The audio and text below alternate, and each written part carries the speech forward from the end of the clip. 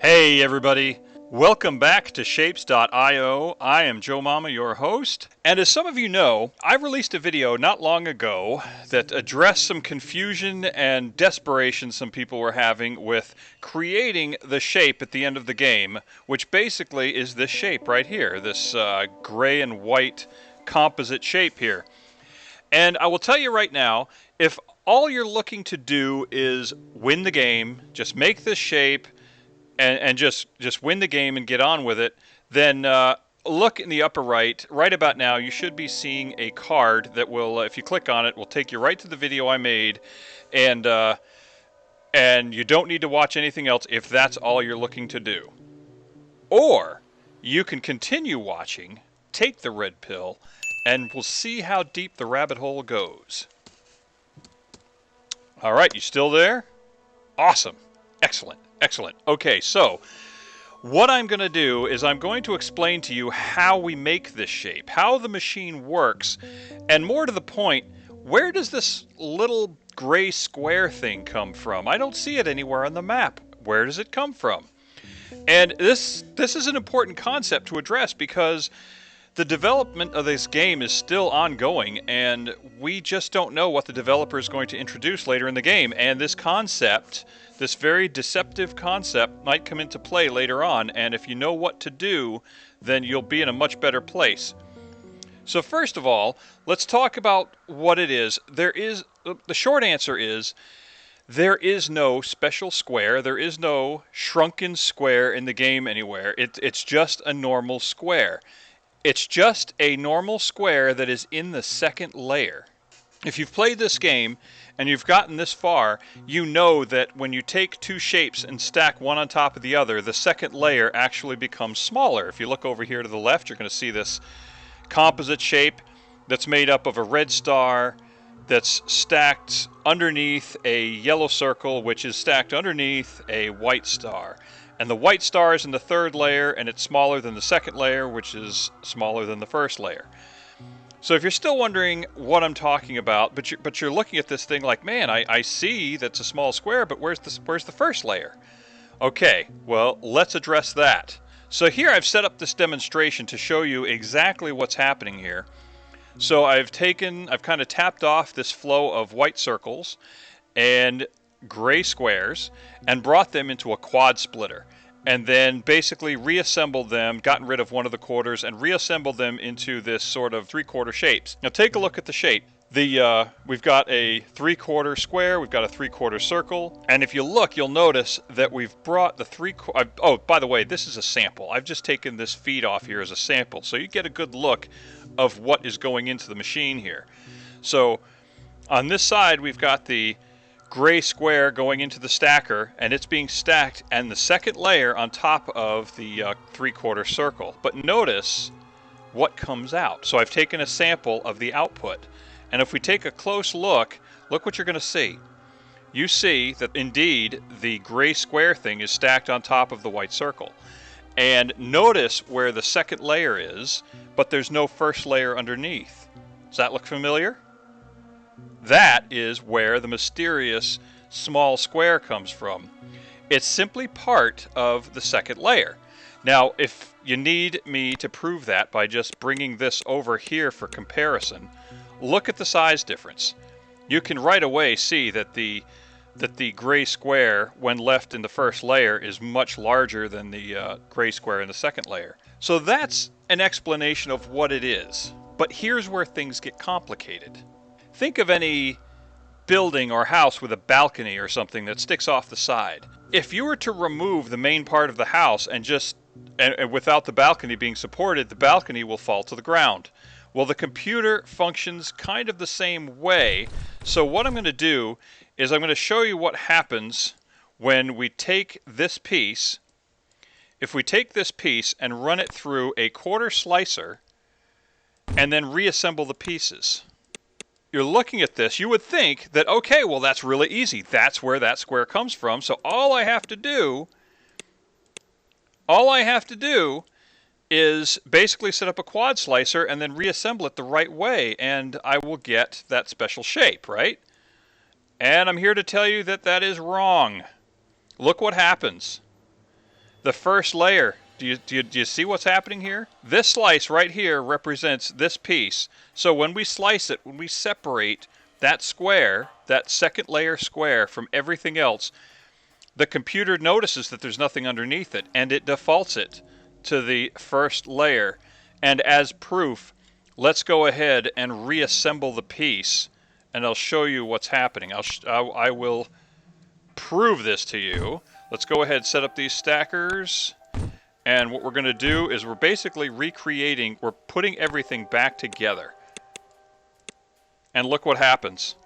Look what happens. Everything else goes together fine, but this piece that was in the second layer has been separated, is now defaults to the first layer, and now it becomes bigger, like a first layer square. And obviously that's a problem. So this is no doubt where most people are running into their problem, is that they think they know, but trying to reassemble it, it just doesn't go back together the way they think it's going to. And I will tell you that the very suspicious activity happens right here in the slicer. As soon as this piece, as soon as this southwest quarter, or whatever quarter it's in, as soon as it's separated from any other slice where there is a first layer present, it defaults to the first layer. The computer says, oh, well, there's no first layer reference, so therefore it must be, we must push this down to the first layer, and that's how the computer responds to it, so you end up with this. That's the problem we want to solve. So let's do this. Let's bring this feed over this way. So we're going to use the same shape, and let's see, I think this time around we're actually going to do a rotation. Because the slicer only goes vertically, pay attention to these two lower quarters. Look at that. Looks really familiar, doesn't it? So let's go ahead. We're actually going to do a rotation of this piece. And let's see, will that do it? Yeah, I think that will work just fine. So now let's go ahead and hit it with a vertical slicer, not the quad slicer, but just the single slice. And now look what we've got. We actually have a slice that's similar to the shape we're looking at. So if you're already thinking it, I'll confirm to you that in order to get this shape, you're going to have to take two slices and weld them together, and one of the slices has to look like this. And for this shape, what we can do is we can simply take this slice, and let's see, we change our rotation, hit T, all right. Okay, that piece right there looks like the shape we're going for. So then we need to weld it with another shape. But the key is, you might be asking yourself, well, why doesn't this square default to the first layer? The answer is, it's still welded to a shape that is in the first layer, and the computer sees this as one piece and says, whoa, well, you know, this is by itself, but there's a first layer already represented, so I can't flatten the shape, as it were. We can't bring this square to the first layer because we already have a first layer. These two are related in that one is one layer above the other, so therefore it's not doing anything with it. And that is exactly what we want. So this brings me to the machine that I made for you guys. If you've seen it already, great. If not, be sure to check it out in my video. The link will be back at that card, or I might just put it in right now. Might put another card in there. How about that? So let's go take a look at the shape, at the machine, which I've actually set up over here.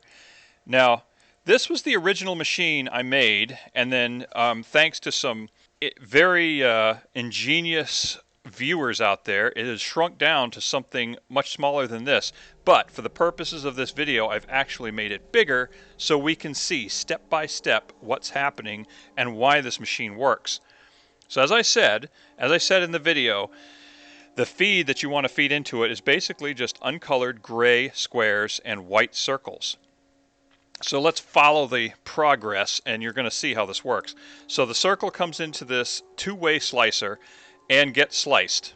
The two shapes continue on their way, and the squares are tapped off here. We tap off the squares, and it goes through a quad slicer, and then basically all the slices are rearranged and rotated so that they all match. So you can see right here that basically all of them are rotated, so it forms a first layer quarter square in the lower right quadrant.